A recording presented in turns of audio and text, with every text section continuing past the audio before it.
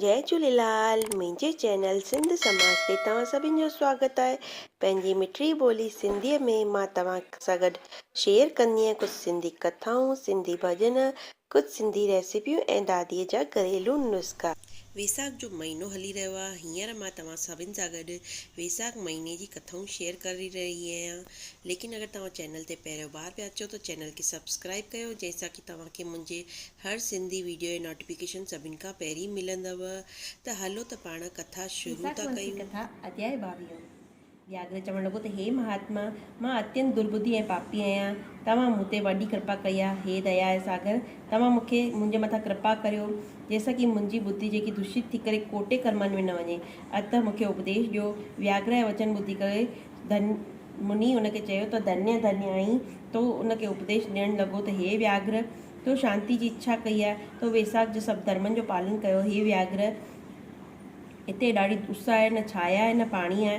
इन कारण हल त ॿिए हंधि हली करे पाणी पीऊं ऐं छाया में वेही स्वस्थ चित सां तुंहिंजे सभु पापनि जो महात्म मां वर्णन कंदसि। व्याघ्र हथ जोड़े चवण लॻो त हितां खां परे थोरो सो हिकु निर्मल सरोवर आहे, जिते फूलनि खां लदियल अनेक वृक्ष आहिनि ऐं उते तव्हांजो निश्चय ई चित प्रसन्न थींदो। व्याघ्र ॻाल्हि ॿुधी करे शंख मुनि उन सां गॾु हलियो। थोरी देरि त वञण खां पोइ उन्हनि ॾिठो त हिकु निर्मल सरोवर आहे। मुनि उन सरोवर में सनानु कयो, पोइ देव पूॼन करे व्याघ्र लाइ शर्मनाशक मीठे जेका केथ जा फल हुआ उहे खाधई। तत्पश्चात व्याघ्र खे चवणु लॻो त हे महात्मन, तव्हां मूं ते कृपा कई आहे। हाणे ॿुधायो त कहिड़ो धर्म करण सां मूंखे व्याघ्र जी योनी मिली आहे ऐं तव्हांजो मूंखे सत्संग मिलियो। मुनि चवणु लॻो त तूं शाकल नगर में वेद पाठी ब्राह्मण हुए, तुंहिंजो नालो स्तंभ ऐं गोत्र वत्स हुई। हिकु वेश्या सां तुंहिंजो प्रेम हो, उनजी संगति दोष सां तुंहिंजे नित्य कर्मनि जो त्याग थी वियो। शूद्र जे समान तूं रहण लॻे। इन प्रकार तुंहिंजो आचारहीन धर्म जो त्याग थी वियो। परंतु तुंहिंजी स्त्री जेकी अत्यंत रूपवती हुई, तुंहिंजी ऐं वेश्या जी सेवा कंदी हुई।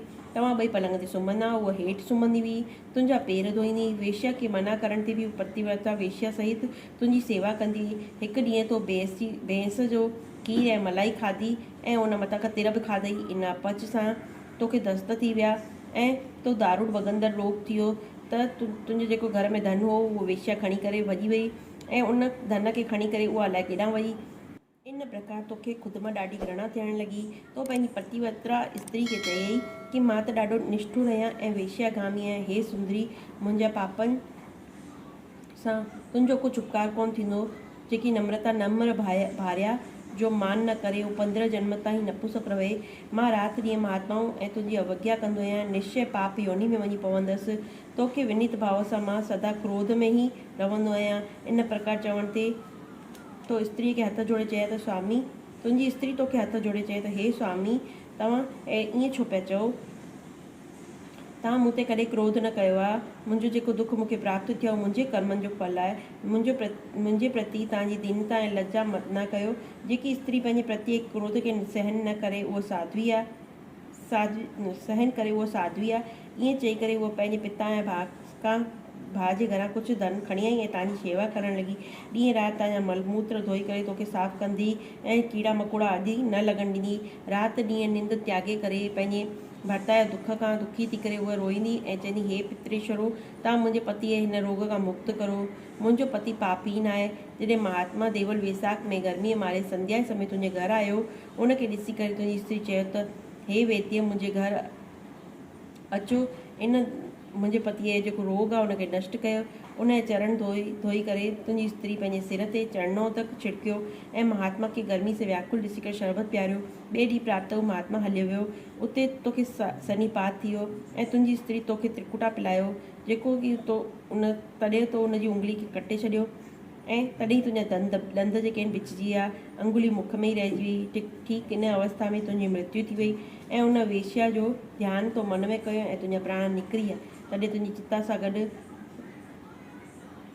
उहा बि सती थी पई। इन प्रकार सती थियण करे वैसाख में शरबत पियारण वारी ऐं चरणो तक सिर ते छिड़कण वारी उहा सदगति खे प्राप्त थी। यद्यपि तुंहिंजा सभु पाप नाश थी विया, परंतु अंत समय वेश्या जो ध्यानु कई ऐं व्याघ्र जे घर जनम वरितई। इन कारण तो सदा हिंसा में लॻो रहे ऐं चित्त उद्वेग में रही अथई। तो पंहिंजी स्त्री शरबत पियारण जी आज्ञा ॾिनी हुई। इन कारण व्याघ्र योनी पाए करे धर्म पुछण ते तुंहिंजी सद्बुद्धि रही आहे। तो बि मुनीअ जे चरणनि जो जल पंहिंजे सिर ते छिड़कियो। इन करे तुंहिंजी सत्संगी तोखे प्राप्ति थी आहे। तोखे पंहिंजे पूर्व जनम जो कर्म कयल आहे सभु तोखे मूं तोखे ॿुधाए छॾियो आहे। हाणे ही सभु जेके पाप पुण्य मुंहिंजे दिव्य दृष्टि सां तूं ॾिठा आहिनि, हाणे तुंहिंजी कोई जेकी बि का ॻाल्हि हुजे उहा मूंखां पुछ त मां तुंहिंजो चित्त शुद्ध कंदसि ऐं तुंहिंजो कल्याण थींदो। हिते असांजी वैसाख मास जी कथा जो अध्याय 22 समाप्त थियो। बोल श्री कृष्ण कन्हैया लाल की जय। जय झूलेलाल। वरी मिलंदासीं हिकिड़ी सिंधी कथा सां गॾु। तेसि ताईं सभिनि सिंधियुनि भेनरुनि भाउरनि खे जय झूलेलाल।